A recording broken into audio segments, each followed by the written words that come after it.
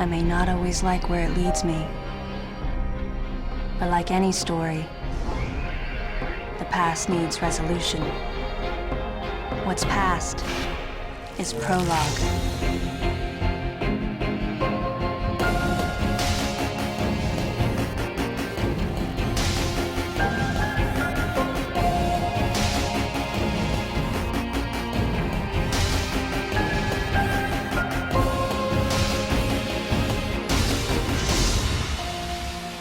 I'm Mike. I'm Kat. And I'm Jay. Oh God! Cough drop. And today we're reviewing Metroid Other M. So Metroid Other M is obviously for Wii. It was made by Nintendo, Team Ninja, and Deep Rockets. Team Ninja also did Ninja Gaiden. Ninja Gaiden and Dead or Alive as well. Got him. I call it Ninja G.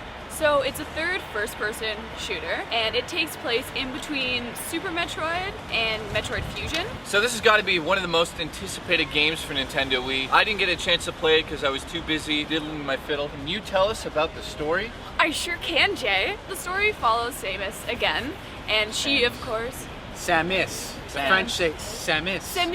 Samus is back, and she is a bounty hunter who saved the world and the galaxy many, many times. This time she needs to go into her past for when she used to work for the Galactic Federation, and she left them to become a bounty hunter on her own. But now she gets a distress call called the Baby's Cry, and she goes to figure it out what it is at this bottle ship.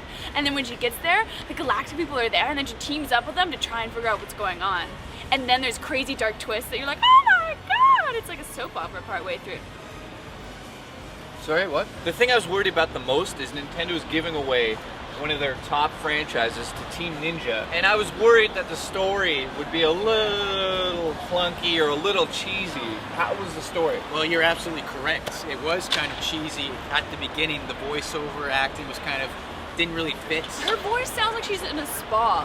And now you're going to have your Kiwi wrap. Well, like, I wanted her to be a bit stronger. Like, to have, you know, like, she's been in battle and shit. She's not going to be like, I just got back from a spa. Only one person calls me princess. It's cheesy? The story gets better and more It does. interesting as you play. It's But just at the beginning and you can't skip you ahead. skip cutscenes. And Now- watch out for the fuzzy bunny slash duck slash alien. So cool. A lot of people are very angry because some other review shows are giving it a low score. Are they They're really? they're are they wrong. nuts? They're wrong. They're I nuts, think they're right? wrong. They did something completely different, and they didn't make it the first-person shooter that everyone's expecting from Metroid. They went back to the original roots. They made it into a platformer, which I love, but still has first-person elements. Yeah. You hold the Wiimote like this, like classic style, pretty much 75% in the whole Yeah, game. move, jump, shoot. And simply when you want to go first person, you point it to the screen. Dang. You can't walk, look around, but I don't care. I love the side-scrolling platform. you really do get used to it. If you love Shadow Complex, you're gonna love Metroid Other M. Right off the bat, I realized this is an NES game, but upgraded. That's the feeling you get. But then when you point at the screen, you're all of a sudden just taken into the next generation.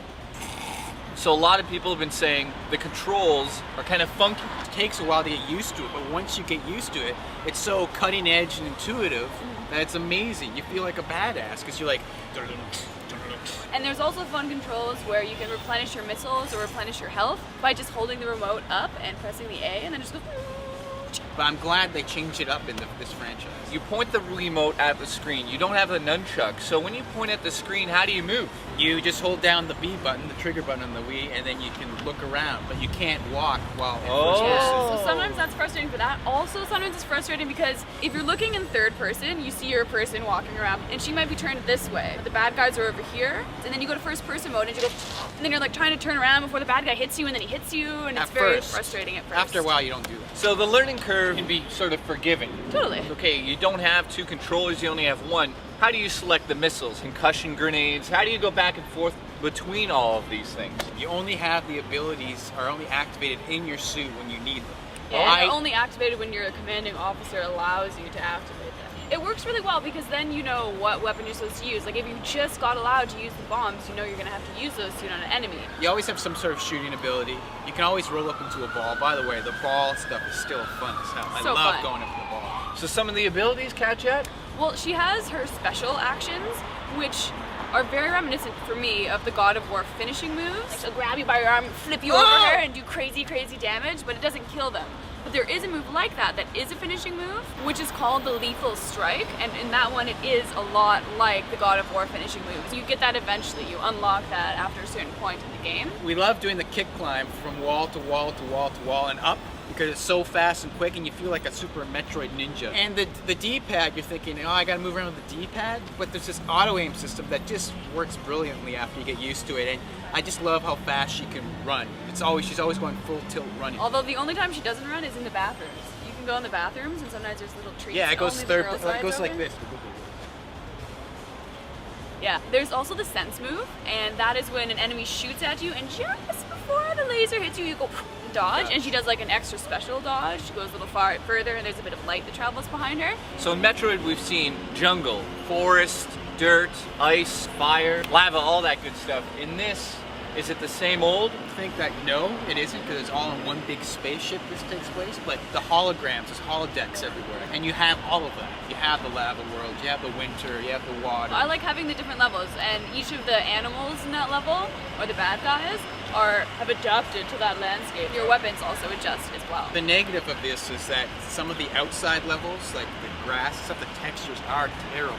Yeah. It looks very bad. So overall, I get the impression that they really nailed it here. Cat Chat, what do you think? I would give this game an 8. I really, really enjoyed it. Gameplay was fun. It was a new way to use the Wiimote, which I always love. I liked that it was a platformer. The first third-person shooter is awesome as well. The story is a little bit meh, but then it improves, so it's worth the wait to keep playing. And I love all the problem solving. So DMC?